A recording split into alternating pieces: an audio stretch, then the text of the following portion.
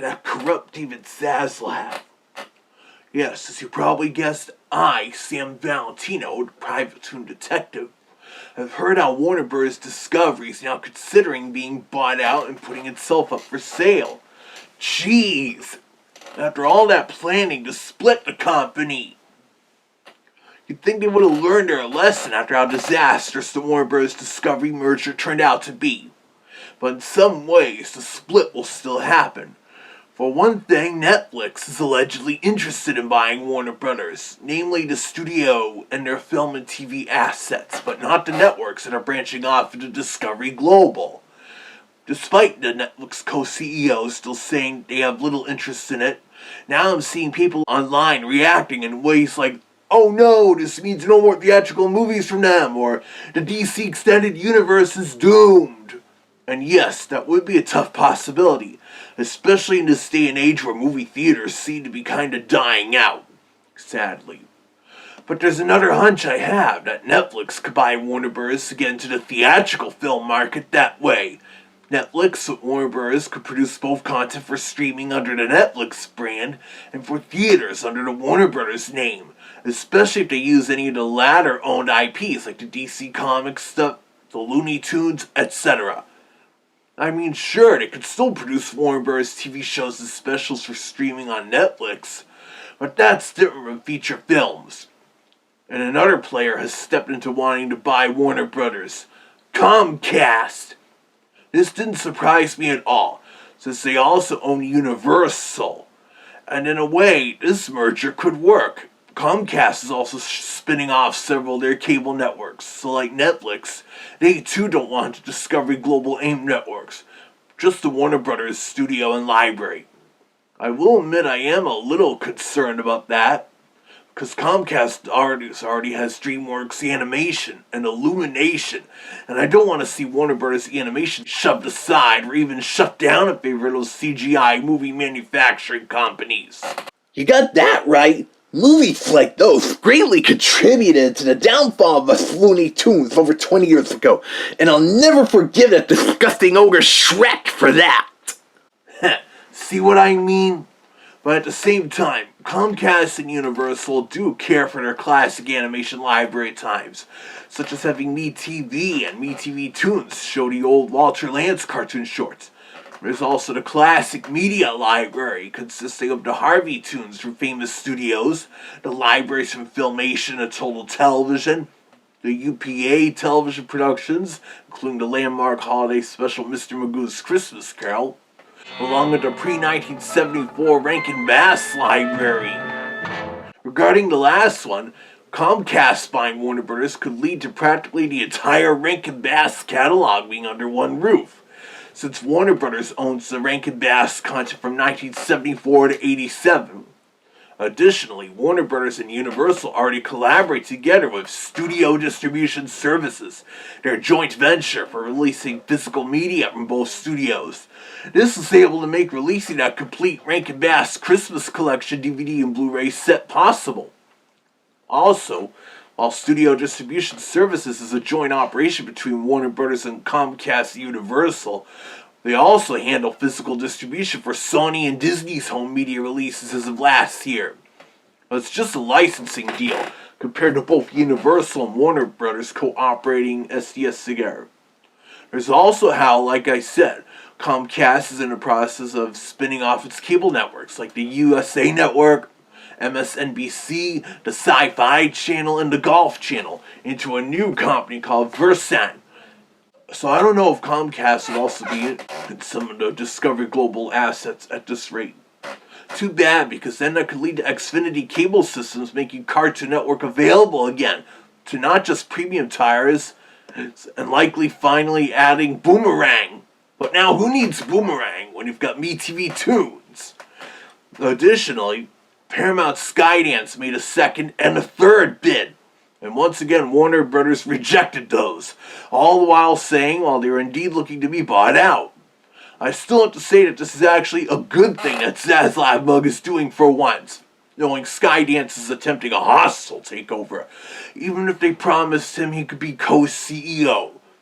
And he's likely also aware of Paramount's being in debt for a while, especially since this year Warner Bros. Discovery had some box office successes, big ones, with a Minecraft movie, the new Superman movie, Sinners, Weapons, and One Battle After Another, all of which totaled up to around $4 billion. So Zaslav seems to also be somewhat better on the theatrical end now, even if he doesn't think kindly of animation or any other content aimed at kids and families.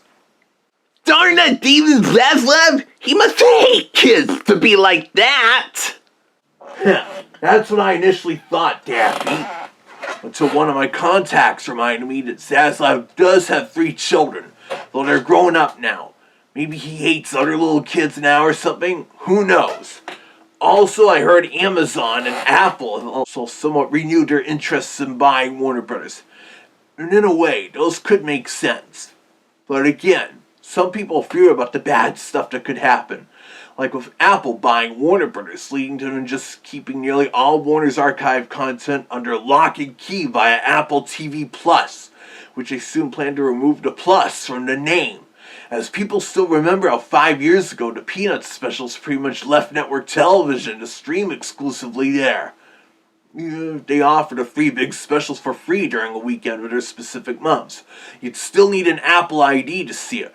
Or alternatively, if you have an Amazon Prime or Roku account, you could view said specials for free through their Apple TV windows. But I kind of doubt that's going to happen if Apple buys Warner Bros. Studio and library streaming service. They may just merge HBO Max with Apple TV. But then, at least maybe we get to see some of their content aimed at kids and families again, including a lot of their classic cartoons streaming there. And Apple owning Warner Brothers also means they may want to branch out into, again, producing movies to be screened theatrically. So I could sense some logic in that. And it's not just because of this channel's creator, admittedly, being an Apple fan. So anyways, Netflix's interest in buying Warner Brothers is so-so, and Comcast and Paramount, Skydance, and Apple and Amazon are all interested still. But I still think Warner Brothers is making the right decision in rejecting Paramount Skydance's bids, since usually the people at Paramount are cruel, especially when it comes to copyright stuff.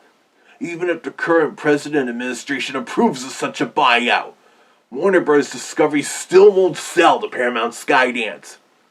Additionally, even the Writers Guild says a Paramount and Warner merger would be really disastrous. But one thing that did surprise me was that recently, under the ownership of Skydance, I got a hot tip that Paramount started restoring the Terry Tunes from the original negatives, and that's what's going to air on MeTV Tunes in a couple of weeks. Before the Skydance merger, Paramount literally did nothing with the Terry Tunes, like I've said before. I guess Weagle Broadcasting came to them with the offer for running the Terry Tunes and MeTV Tunes, so they got to work, knowing they could make some serious money that way. I did also find out it won't be all the Terry Tunes. Currently it'll be just Mighty Mouse, Heckle and Jekyll, and the Terry Bears. But it's a good start. But enough Terry Tunes talk, because I do want to also bring up about how a Comcast buyout of Warner Bros. Could still kind of work.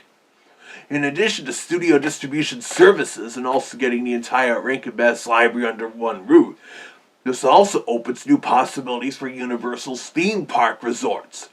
I mean, they've already got Scooby-Doo and the gang there as costume characters, using the same great-looking Scooby suit as at the Warner Brothers World Park in Abu Dhabi. Also, I did a little of my own investigating, and back in the early 90s, Universal Studios was indeed planning a deal with Warner Brothers to build a Looney Tunes land for their Island of Adventure park at the Universal Orlando Resort, with attractions like a 3D movie teaching the laws of animation, a Pepe Le Pew themed Tunnel of Love, a Duck Dodgers themed indoor roller coaster, a Wile E. Coyote themed outdoor roller coaster and attraction, a flying carpet dark ride based on Alibaba Bunny, a Kitty Miniland themed to Tiny Toon Adventures, and more. Unfortunately, it was all shelved by the end of 1993 when NCA, who owned Universal at the time, couldn't work out a deal with Warner Brothers. And so plans for a Looney Tunes land, along with a similarly proposed DC superhero land, were shelved. But since Disney now owns Marvel Comics and The Simpsons, And Comcast and Universal's theme park rights are supposed to be soon expire. If Comcast does buy Warner Brothers, there's some great theme park ideas while The Simpsons and Marvel move to Walt Disney World. But that would be counting chickens before they hatch. So yeah, as long as Paramount Skydance has no involvement, I'd be willing to wait and see what happens if Amazon or Apple or Comcast or possibly Netflix decides to buy Warner Bros. Discovery. So keep watching this channel to hear more major news about this or any other cartoon controversies.